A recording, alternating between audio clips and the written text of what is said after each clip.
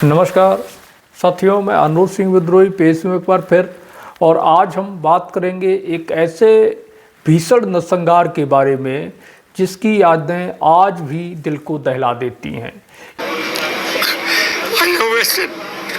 एक ऐसा नरसंहार, एक ऐसी सांप्रदायिक हिंसा, एक ऐसा हिंदू मुस्लिम दंगा जिसमें 72 मुस्लिम समुदाय के निर्दोष बूढ़े, बच्चे, जवान और महिलाओं की निर्मम हत्या कर दी गई। आज हम बात करेंगे मलियाना नरसंहार के बारे में। इस विषय पे आगे बढ़ते हैं उससे पहले मेरा आपसे निवेदन है कि आपने चैनल को सब्सक्राइब नहीं किया है तो सब्सक्राइब कर लें, बेल नोटिफिकेशन को ऑन कर लें ताकि आपको सभी वीडियो मिलते रहें। और कमेंट में अपनी प्रतिक्रिया देना ना भूलें, वीडियो को शेयर जरूर करें।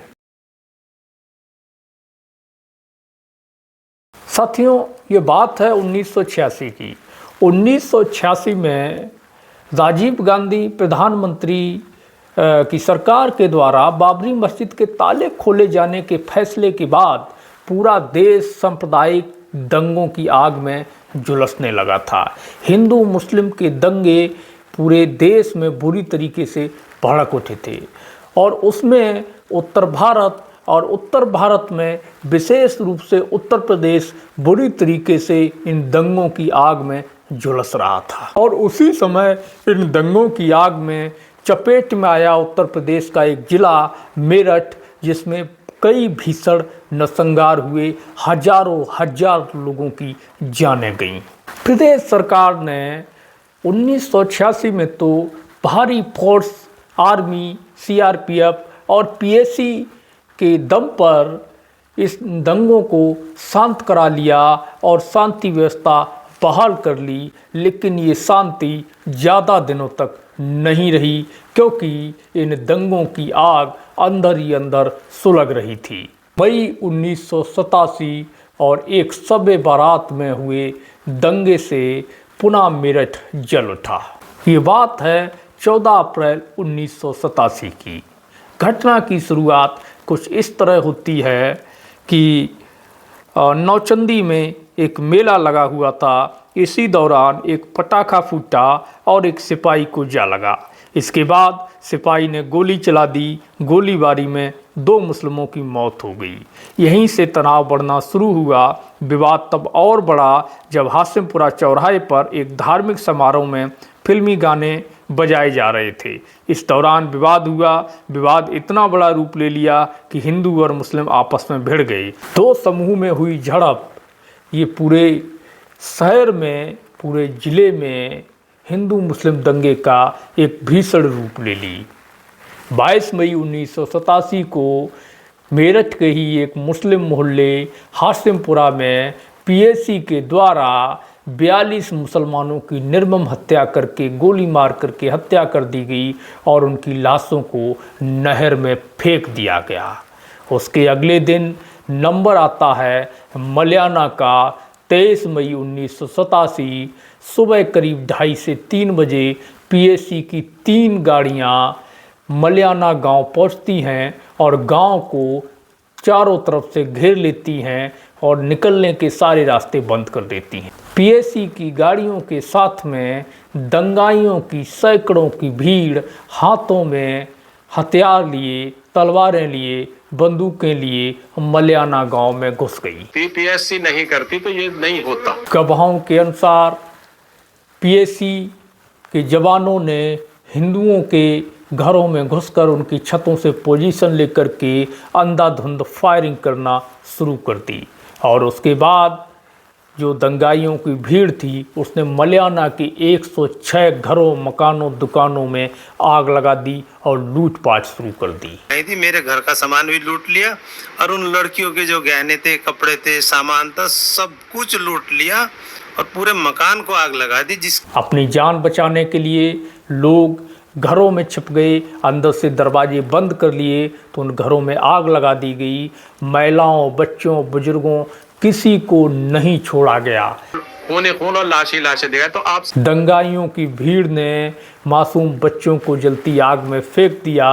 बुजुर्गों को तलवार से काट दिया, किसी को गोलियों से भून दिया और ये भीषण नरसंहार घंटों चला। इस भीषण नरसंहार में 6 महीने के बच्चे से लेकर के 85 साल की बुजुर्ग बुढ़िया तक किसी को नहीं छोड़ा गया।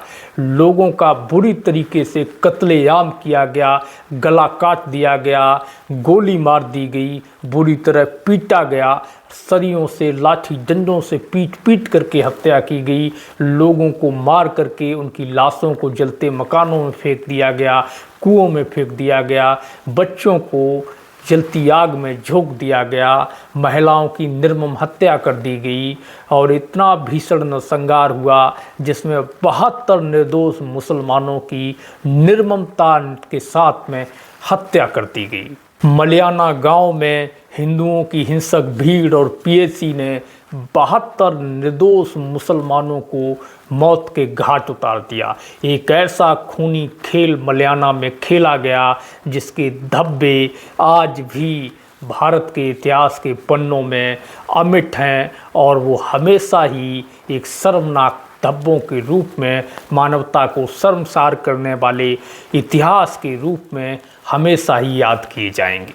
27 मई 1987 को तत्कालीन मुख्यमंत्री वीर बहादुर सिंह ने 1952 न्यायिक अधिनियम के तहत मलियाना हत्याकांड की न्यायिक जांच के आदेश दिए।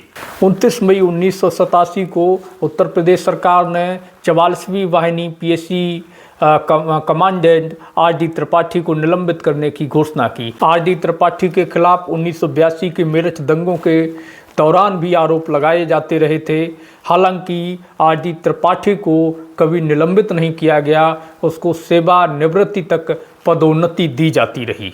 मलियाना के याकूब अली सिद्दीकी ने 24 मई 1987 को 93 लोगों के खिलाफ एफआईआर दर्ज कराई। हालांकि इस एफआईआर में 93 हिंदुओं के खिलाफ अभियुक्त बना करके उनके नाम दर्ज किए गए और पीएसी के जवानों के नाम इस एफआईआर से गायब कर दिए गए।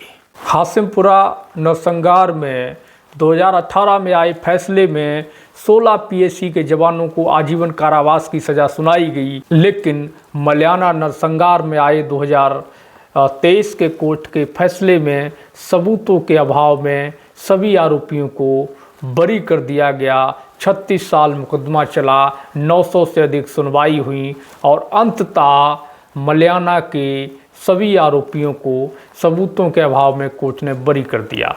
अब सवाल ये है कि आग लगी, धुआं उठा, पूरी दुनिया ने देखा, 72 लोग मारे गए, करोड़ों की संपत्ति को जला करके राख कर दिया गया, लेकिन अपराधी कौन ये किसी को पता नहीं।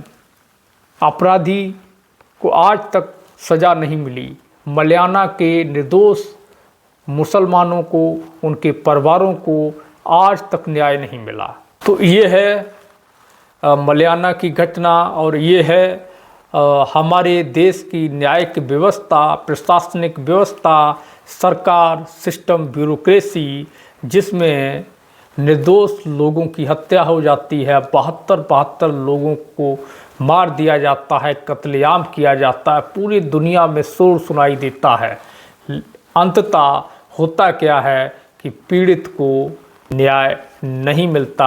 आखिरकार मलियाना नरसंहार में भी बिहार के लक्ष्मणपुर बाथे नरसंहार की तरह एक सवाल सामने खड़ा हो जाता है कि लोग तो मारे गए, लेकिन मारा किसने? जब सारे आरोपी सबूतों के अभाव में बरी कर दिए गए, जिनको आरोपी बनाया गया उन्होंने नहीं मारा, तो आखिर 72 लोगों का नरसंहार किया तो किया किसने? धन्यवाद साथियों, फिर मिलते हैं अगले टॉपिक पर। तब तक के लिए बने रहिए हमारे साथ में और चैनल को सब्सक्राइब कर लीजिए, वीडियो को शेयर करिए, कमेंट में अपनी प्रतिक्रिया जरूर दीजिएगा।